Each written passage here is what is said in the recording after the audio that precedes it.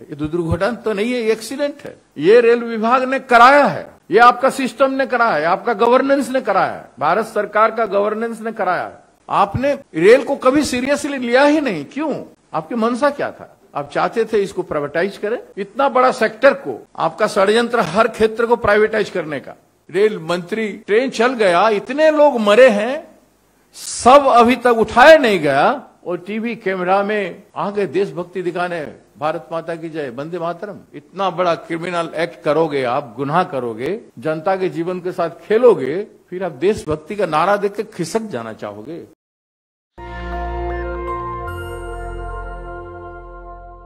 कल रात दिल्ली आया, पूर्व रेल मंत्री होने के नाते ये मेरा कर्तव्य बनता है कि उड़ीसा में हुई रेल दुर्घटना के प्रति मैं आपको संबोधित करूं। इस बीच हमारे लीडर ऑफ अपोजिशन, हमारे अधीर रंजन चौधरी जी, पूर्व रेल मंत्री, रेल राज्य मंत्री, वो भी रहे हैं। उन्होंने स्पॉट पे विजिट किया था, और हमारे उड़ीसा के in charge doctor चैला Kumar ji visit किए थे, प्रदेश अध्यक्ष शरद पटनायक जी विजिट किए थे, और सारा रिपोर्ट एआईसीसी को उनका मिला है। और आज हमारे आदरणीय कांग्रेस अध्यक्ष श्री मल्लिकार्जुन खड़गे जी ने प्रधानमंत्री जी को पत्र लिखा है। ऐसी रेल दुर्घटना विगत दिनों में कभी नहीं हुआ। इतना भारी संख्या में लोगों की मृत्यु। ऑफिशियली सरकार कह रही है कि 275 डेथ हुआ है, लेकिन अभी भी सैकड़ों लोग मिसिंग हैं। लोग अपने रिश्तेदारों को ढूंढ रहे हैं, वो मिल नहीं रहे हैं। उनकी डेड बॉडी कहाँ रखा गया है या नहीं, या जमीन के नीचे धंसा हुआ है, उस पर सरकार कुछ कह नहीं रहा है। 1000 से ज्यादा लोग सीरियसली घायल हुए हैं, और इस सब का दिलों को दर्द दिया है। हर मुख्यमंत्री इस पर अपना बात रखे हैं, पूरा देश इस पर अपना कंसर्न जाहिर किया है आप लोगों के माध्यम से। कई लोग, हजारों लोग अपना ट्रेन टिकट कैंसिल किए हैं इस दुर्घटना के बाद, कि ट्रेन में जर्नी सेफ नहीं है। और आज डिबेट चल रहा है ट्रेन की सेफ्टी और सिक्योरिटी के बारे में, और ट्रेन चलाचल के बारे में। पहले संसद में डिबेट हुआ करता था, आज संसद में डिबेट नहीं हो रहा है। हमारे कांग्रेस अध्यक्ष जी ने साफ तौर पे अपना चिट्ठी में कई महत्वपूर्ण बातों पर भारत सरकार का ध्यान आकर्षित किया है। उसमें एक लगभग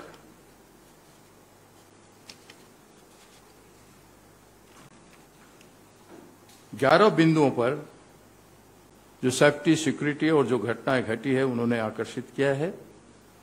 उसमें एक बहुत बड़ा महत्वपूर्ण बात है जो 8 नंबर में है, merging the budget for Indian railways with the union budget in 2017-18। मैं 3 बार संसद में रहा हूं, और रेलवे बजट में अपने पिछड़े इलाका को रेल लेने के लिए मैं हमेशा पार्टिसिपेट किया, रेल मंत्री होने से पहले भी और उसके बाद। और हमने देखा है संसद में कि हर कोई एमपी जिसको पहले कभी बोला भी नहीं है, पार्लियामेंट में मुंह भी खोला नहीं है, वो रेलवे के ऊपर अपने इलाके के लिए जरूर बोलना चाहता है। यहां पर बहुत सारे सीनियर जर्नलिस्ट भी हैं जिनको मैं हाउस में देखा है संसद को कवर करते हुए कि किस तरह से ध्यान रेल बजट के प्रति किस तरह से पूरा ध्यान संसद के सदस्य दिया करते थे और संसद में उसी दौरान चर्चा के दौरान 2 दिन 3 दिन चला करता था और सारे सेफ्टी सिक्योरिटी सारे चीजों पर विशद चर्चा होता था, लगातार बहस हुआ करता था घंटों भर और उसमें मंत्री को जवाब देना पड़ता था, रिप्लाई करते थे। इसमें से बहुत सारे करेक्शन रेल मिनिस्ट्री अपने आप को करेक्शन करता था। रेल मंत्रालय क्या कर रहा है, क्योंकि ये जनता का करोड़ों लोगों का रोज का जाने आने से संबंध है, जीवन से संबंध है, इनकी न्यूनतम सुविधा से संबंध है। इसलिए सारा देश के लोग रेल बजट जब चलता है तो टीवी के सामने बैठे रहते, लेकिन आज वो मिसिंग है। आज वो जनता रेल बजट में वो उत्साह नहीं प्रदान कर पा रही है, योगदान नहीं कर पा रही है। संसद के हर संसद सदस्य बोल नहीं पा रहे। ये कितना बड़ा एब्सेंट देखिए। लोकतंत्र में जो सर्विस सेक्टर है, रेलवे सर्विस सेक्टर है, वो कोई कमर्शियल सेक्टर सोच के तो रेलवे को नहीं बनाया गया था। सड़क हुआ, रेल हुआ, बिजली हुआ, ये तो जनता को सुविधा उपलब्ध कराने के लिए, आवागमन को सहज कराने के लिए, एक ओर से दूसरे ओर तक जाने के लिए, काम के लिए हो या जरूरत के लिए हो, और जिससे समृद्धि होता है मैन पावर का मोबिलाइजेशन से। ये सारे जो महत्वपूर्ण अटैचमेंट किया जा रहा था रेलवे को भारत सरकार की तरफ से, हमारे कांग्रेस सब्सिक्वेंट सरकार से, यहां तक कि वाजपेयी जी के समय भी उसी थ्रस्ट को कंटिन्यू किया जा रहा था। लेकिन क्या हुआ, क्यों अपने प्लानिंग कमीशन को नीति आयोग में बदल डाला? हर रेलवे प्रोजेक्ट को प्लानिंग कमीशन क्लियर करता है। मैं 5 साल तक अपने रेलवे बजट जो मेरे कॉन्स्टिट्यूएंसी हो जाता है उसको मैं क्लियर करने के लिए मैं प्लानिंग कमीशन रेलवे का एज ए संसद सदस्य दौड़ता रहा रेल मंत्री होने से पहले। इतना टेक्निकलिटी, इतना रिक्वायरमेंट, ये सारा चीजें मांगा जाता है, उसे हटा के आपने नीति आयोग किया। और रेलवे जो स्वतंत्र था और बजट स्वतंत्र हिसाब से होता था, उसको अपने जनरल बजट में, यूनियन बजट में ले आया। तो उसका सर्विस का महत्व जो अटैच था रेलवे के साथ और जनता के साथ, लोगों का सेफ्टी सिक्योरिटी के साथ, उस समय ही आपने उसको खत्म कर दिया। यह आपका प्रगतिशील सोच तो नहीं था, यह आपका विकासशील सोच तो नहीं था। जितना इंटीग्रेटेड इंटेंसिव डेवलपमेंट जितना हो सके सर्विस सेक्टर में, उतना ही सेफ्टी और सिक्योरिटी मेंटेन हो पाएगा और जनता को सुविधा मिल पाएगा। इतना 70 साल का जो स्ट्रक्चर था, इतने बड़े बड़े विद्वान लोग रेल मंत्री हुआ करते थे, जिनका नाम आप सब जानते हैं, और जिम्मेदारी निभाते थे। एक दुर्घटना हुई तो पूर्व प्रधानमंत्री शास्त्री जी इस्तीफा दे देते, रिजाइन कर देते। हाल ही में हमारे बिहार के चीफ मिनिस्टर नीतीश जी उस समय रेल मंत्री थे, उन्होंने भी एक दुर्घटना से अपनी जिम्मेदारी कबूल कर लिया था। लेकिन आज आपने कह रहे हो कि हम प्रगति कर रहे हैं। आप सोच लीजिए, बुलेट ट्रेन की बात हुई, बुलेट ट्रेन पर ध्यान देने के लिए पूरा अफसरों को बुला जाता है, बार बार उसके लिए मीटिंग किया जा सकता है। वंदे भारत एक्सप्रेस अच्छा है, अब जितना एक्सप्रेस चला सकते हो चलाओ, लेकिन वंदे भारत नाम देके आप जल्दी ट्रेन को उद्घाटन करना है करके आपको उस डिवीजन का, उस जोनल का और पूरा रेलवे बोर्ड का ऑफिसर को एंगेज कर देते हो अपना फ्लैग ऑफ टाइम देके। जो टेक्निकल ऑफिसर्स हैं अब उनका अटेंशन सेफ्टी सिक्योरिटी और जनता, करोड़ों लोगों की जनता जो कर रहे हैं उसे ध्यान को हटा के अपने 2024 टारगेट, वोट की जो टारगेट है उस पर आप चले आते हो और एक के बाद एक ट्रेन उद्घाटन करने जाते हो। लेकिन जनता जो चल रही है, सेफ्टी और सिक्योरिटी को क्यों आपने महत्व नहीं दिया? अगर इक्वल महत्व दिए होते तो आज ये दुर्घटना होने वाली। ये दुर्घटना तो नहीं है, ये एक्सीडेंट है। ये रेल विभाग ने कराया है, ये आपका सिस्टम ने कराया है, आपका गवर्नेंस ने कराया है, भारत सरकार का गवर्नेंस ने कराया है।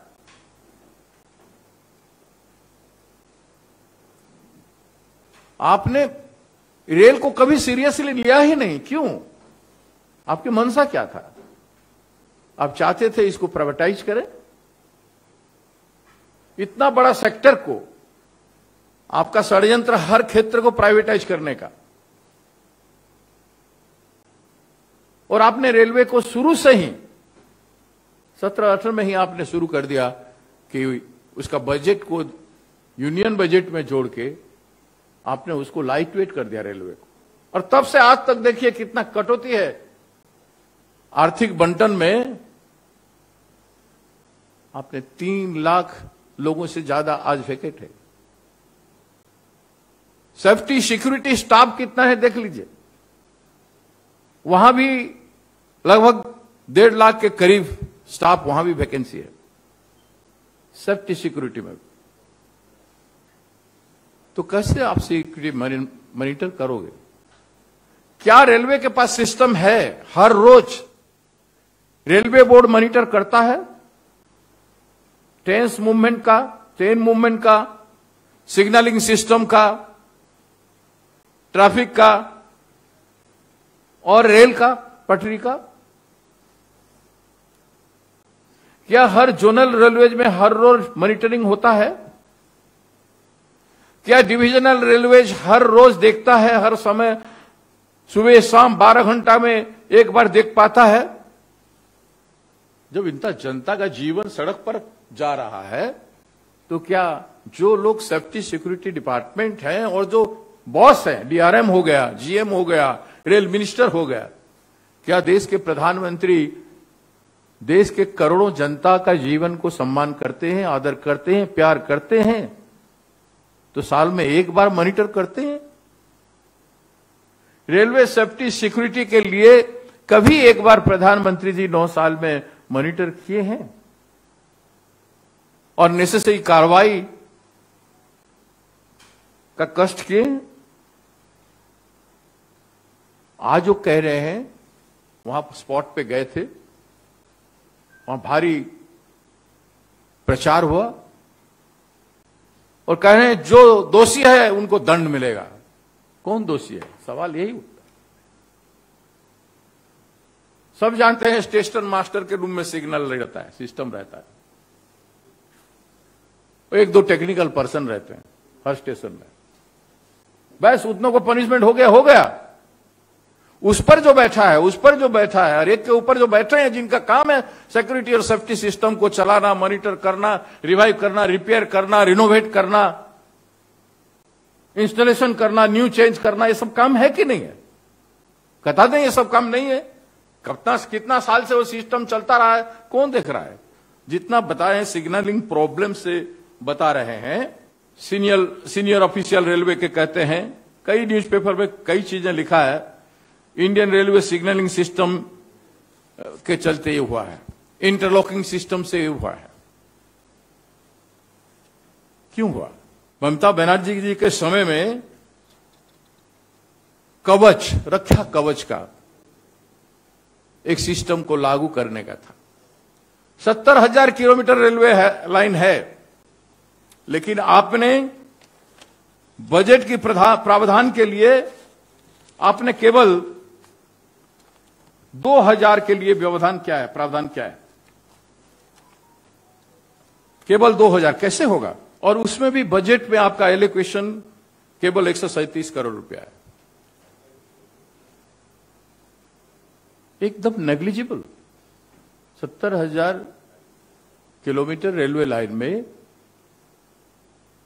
आप इस तरह से करोगे तो 70 साल लग जाएगा।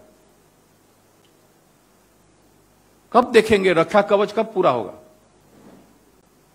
उसका भी नाम हटा के रक्षा कवच से खाली कवच किए। नाम हटाना, परिवर्तन करना, ये सब ठीक है, आप अपना मन इच्छा से करते रहो, करते आए हो, लेकिन जनता के जीवन से इस तरह खेलना बहुत बड़ा सवाल है। और इस पर आप देखिए टेक्निकल बातें हैं। पवन जी आज ट्वीट किए हैं कि आप सीबीआई इंक्वायरी कर रहे हो। कौन क्रिमिनल आ गया है, किसको पनिशमेंट करना चाहते हो? सीबीआई इंक्वायरी मतलब आपका ध्यान, अटेंशन देश का जनता का हटाना चाहते हो कि हमने बड़ी इंक्वायरी बिठा दिया। आपके सामने तो रिपोर्ट आ चुका है, सीएजी का रिपोर्ट पर्याप्त है कि कितने बार इस देश में 2017 से लेकर आज तक कितना एक्सीडेंट हो चुका है। उस पर भी आपका ध्यान नहीं गया है, ना रेल मंत्री का गया है, ना प्रधानमंत्री जी का गया है। आज ओडिशा में बरगढ़ में एक डिरेलमेंट हुआ है, आज बरगढ़ में। अभी ओडिशा का बालेश्वर में हुआ था, आज बरगढ़ में हुआ है।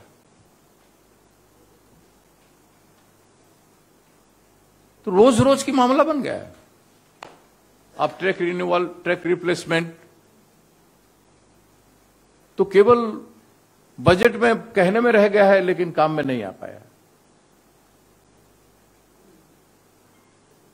तो आज सबसे बड़ा सवाल है कि बहुत सारे सवाल उठ चुका है। मैं प्रैक्टिकली एक एक के कोट करना नहीं चाहता हूं, आप सब लोग जानते हैं कि इसके लिए जिम्मेदार खुद रेल विभाग है और सरकार है, केवल स्टेशन मास्टर नहीं है। स्टेशन मास्टर रेल विभाग का एम्प्लॉय है।